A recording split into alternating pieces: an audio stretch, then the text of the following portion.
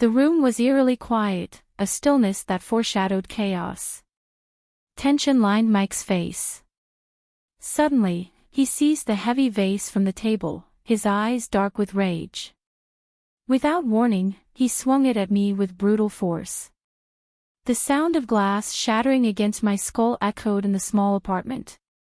Pain surged through my head as my vision blurred, and I staggered backward.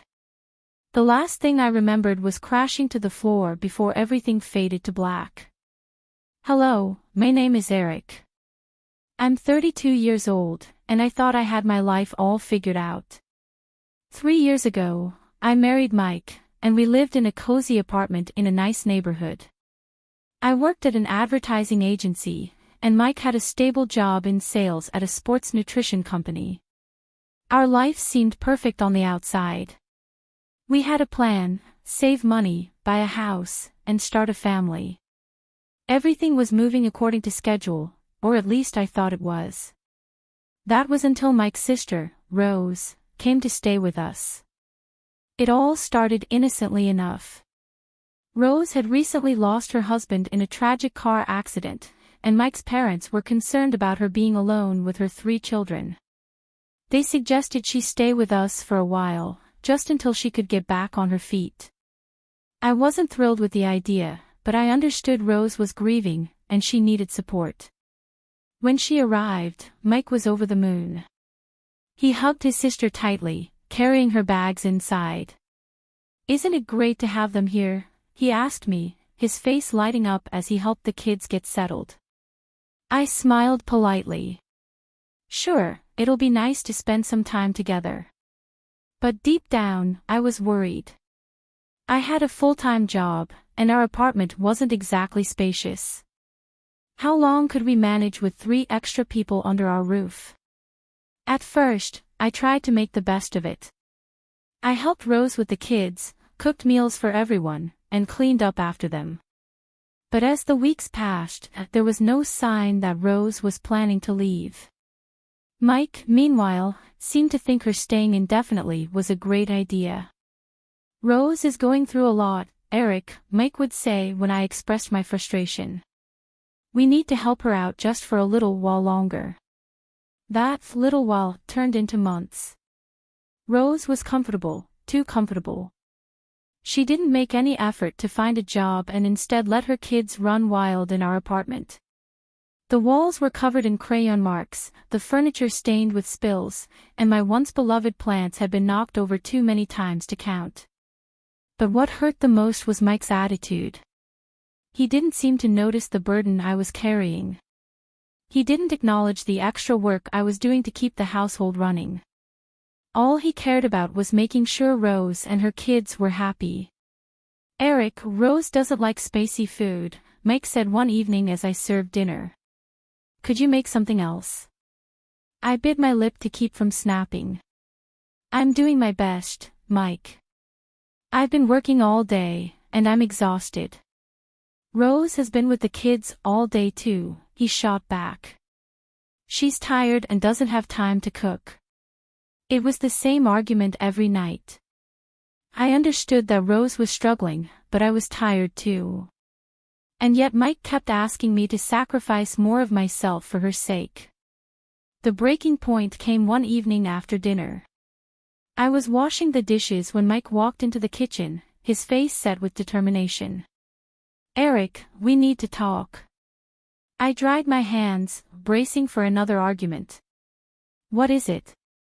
"Rose has been looking for jobs in the city," he said, his voice filled with excitement. "She's thinking of staying here permanently." My heart sank. "What do you mean, staying here permanently?" "Well," Mike continued, "she's found some good opportunities, and the kids are settled here. It just makes sense for her to stay." I stared at him, unable to believe what I was hearing. "Mike, we don't have the space for 7 people to live here. And what about me? What about our plans?" "That's the other thing," Mike said, as if he hadn't even heard me. "I think you should quit your job and stay home to help out with the kids." The words hit me like a slap. Quit my job? Are you serious? Rose needs to work, and someone has to take care of the kids, Mike said, as if it were the most logical thing in the world. It's only fair. Fair. The word echoed in my mind, filling me with rage. I had worked hard to build my career, to be independent, and now Mike expected me to throw it all away to become a full-time babysitter for his sister's children. I shook my head. I'm not quitting my job to take care of someone else's kids, Mike. That's not fair to me. His expression darkened. What's not fair is expecting Rose to handle everything on her own. She's a single mom, Eric. We need to support her. I could feel the anger boiling inside me. I've been supporting her. I cook, I clean, I've taken care of her kids for months while she sits on the couch watching TV. When is it enough, Mike? You're being selfish, he snapped. This is family. We're supposed to take care of each other. I couldn't believe what I was hearing. Selfish. I've given up everything to make this work. What about my needs? What about our marriage? Mike's face twisted with anger, his hands clenched into fists. Maybe if you weren't so focused on yourself, you'd see that this is what's best for all of us. And then, before I could even process what was happening, he grabbed the vase from the table and swung it at me. The impact was immediate, the glass shattering as it connected with my head. Pain shot through my skull, and I stumbled backward, hitting the floor hard. As I lay on the cold, hard floor, my vision swam. I could barely make out Mike standing over me, the broken pieces of the vase scattered around. My head throbbed, and I could feel the warm trickle of blood running down the side of my face. The room felt surreal, as though I was watching the scene unfold from outside my own body. Eric. Mike's voice wavered, but he didn't move to help me. He just stood there, frozen. I could see a mix of regret and disbelief in his eyes, but it was too late for that. I tried to speak, but my words came out in a weak whisper. What did you do? Mike took a step back, his hands shaking. I didn't mean. My head pounded, and I struggled to stay conscious. I needed help. I needed to get out of there. Summoning all the strength I had left, I slowly pushed myself up onto my hands and knees, my head spinning with every movement. The pain was overwhelming, but I couldn't stay on the floor. Somehow, I managed to pull myself up to my feet, gripping the edge of the counter for support. Mike was still standing there, his face pale, as if he didn't know what to do. I need to get to the hospital, I said, my voice shaking. He didn't respond. Staggering toward the door, I grabbed my purse and fumbled with my phone, barely able to focus on the screen. My hands trembled as I dialed 911. The next few hours were a blur. The paramedics arrived quickly, rushing me to the hospital.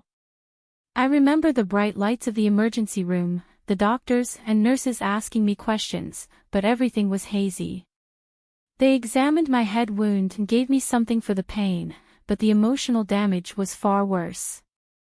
As I lay in the hospital bed, staring at the ceiling, I kept replaying the moment in my head, the vase, the way Mike's face twisted with anger, the sound of the glass shattering. How had we gotten to this point?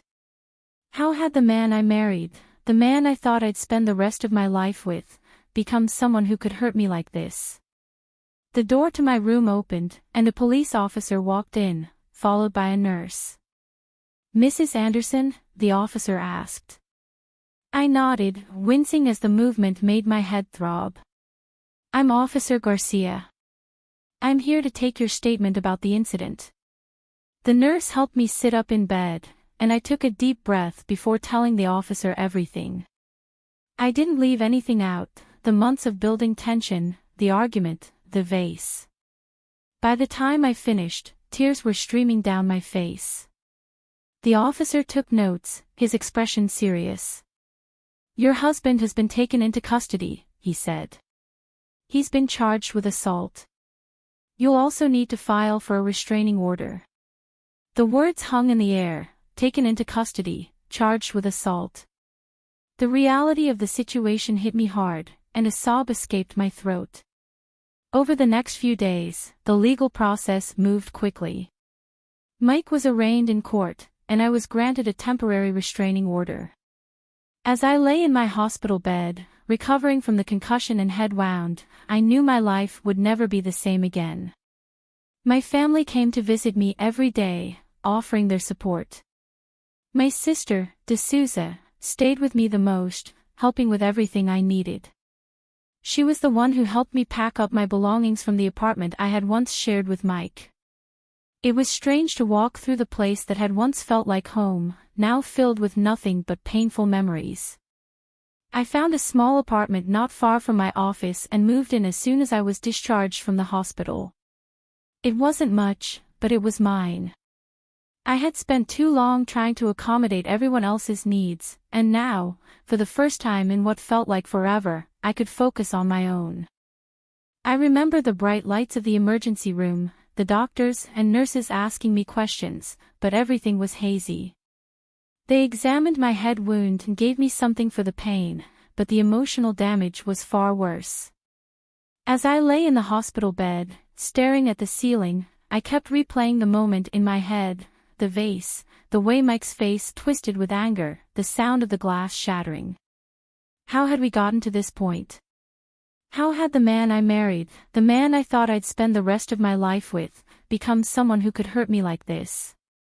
The door to my room opened, and a police officer walked in, followed by a nurse. "Mrs. Anderson?" the officer asked.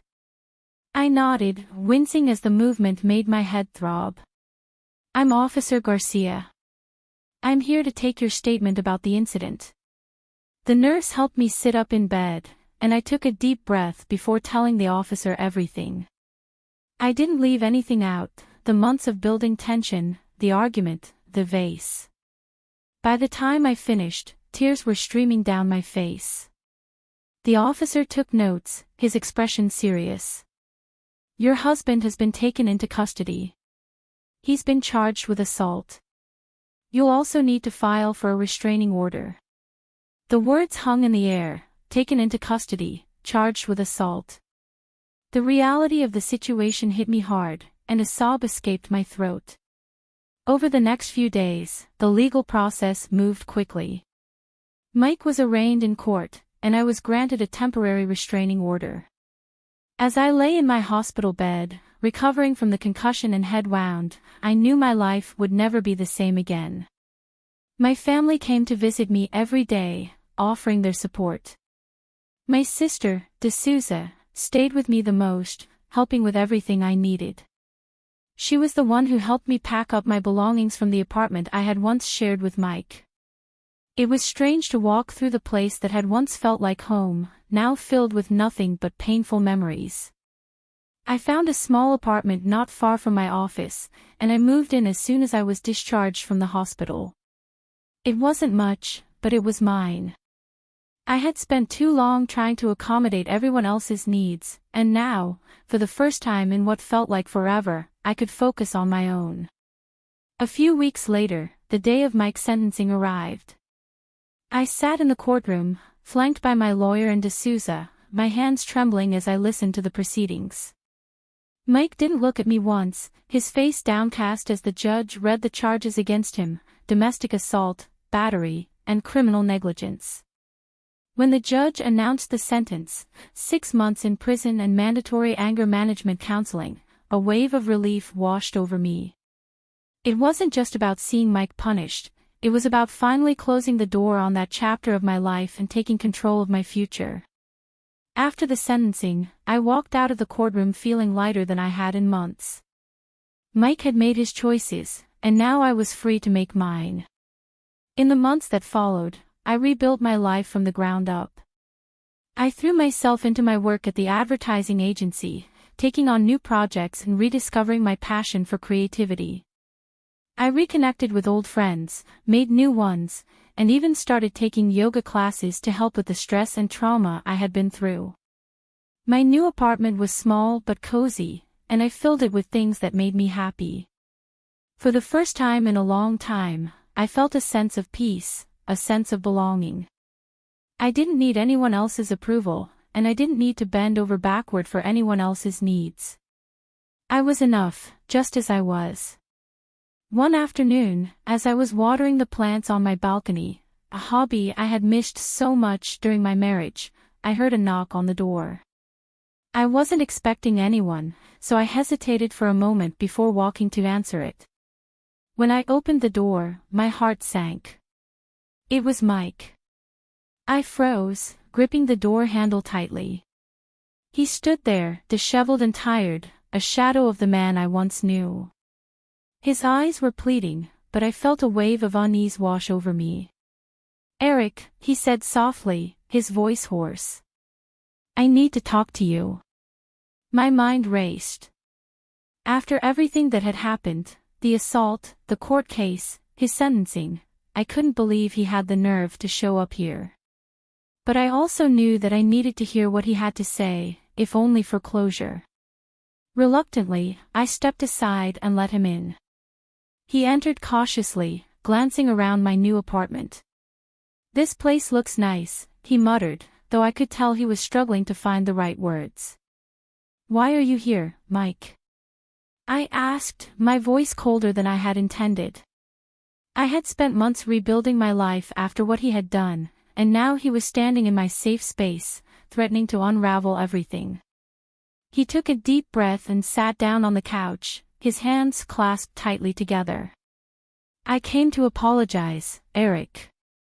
I know I hurt you in ways I can never take back, and I'll regret that for the rest of my life. I messed up more than I can ever explain, but I've changed. I've been going to counseling, and I've started to realize how badly I treated you." I stayed silent, watching him carefully. Part of me wanted to scream at him for even thinking an apology could fix everything, but another part of me was curious to see what he thought was going to happen next. "I lost everything after you left," Mike continued, his voice breaking. "Rose, she's moved in with our parents, and the kids barely talk to me anymore. I lost my job after the court case, and I've been struggling to make ends meet. But none of that matters compared to losing you." I crossed my arms, keeping my distance. "Mike, I appreciate the apology, but it doesn't change what you did. You hit me. You destroyed everything we had. You expect me to just forget about that?" He shook his head quickly. No, I don't expect you to forgive me. I just wanted to explain. I've been working on myself, Eric. I know it's too late for us, but I wanted you to know that I'm trying to be better." I took a deep breath, trying to control the emotions swirling inside me. This was the man I had once loved, the man I had dreamed of building a life with, but that man was gone, replaced by someone who had caused me unimaginable pain. "Mike," I said slowly, "I'm glad you're trying to change, I really am. But we can't go back. Too much has happened, and I've moved on. You need to move on too." He looked devastated, but I could see the understanding in his eyes. He knew this wasn't a conversation about reconciliation, it was about closure, something we both needed. "I understand," he whispered. "I just wanted to tell you how sorry I am. I wish things could have been different." I nodded, feeling a sense of finality settle over me. "So do I." Mike stood up, his shoulders slumped in defeat. "I won't bother you again, Eric. I just needed you to hear me out." He walked to the door, pausing for a moment before turning back to me. "Take care of yourself." "You too," I replied softly. And with that, he was gone. For a long time after he left, I stood by the door, my mind racing. Seeing Mike again had stirred up emotions I thought I'd buried, but as the minutes passed, I realized that I felt lighter. The weight I had been carrying for so long, the pain, the betrayal, the anger, was starting to lift. Mike was no longer a part of my life, and I was finally free to move forward without the shadow of our past hanging over me. The weeks that followed were filled with healing. I continued to throw myself into work, taking on new projects and slowly rebuilding the confidence that had been shattered during my marriage. My coworkers became my support system, and I found joy in the little things, like cooking for myself, decorating my apartment, and spending time with friends. One afternoon, I received a letter from the court. It was the finalization of the divorce. As I held the paper in my hands, I felt a surge of relief. The chapter with Mike was officially closed, and I was finally able to move forward completely free. Months later, I found myself standing in my small kitchen, stirring a pot of homemade soup. The air was filled with the comforting aroma of herbs and vegetables, and the radio played softly in the background. My life was simple now, but it was mine, and that was enough. I had been through hell and back, but I had survived. I had found a new version of myself, stronger, more resilient, and finally at peace. As the evening sun dipped below the horizon, casting a warm glow over my little apartment, I smiled. I didn't need anyone else to complete me. I was whole on my own, and for the first time in a long time, I was happy.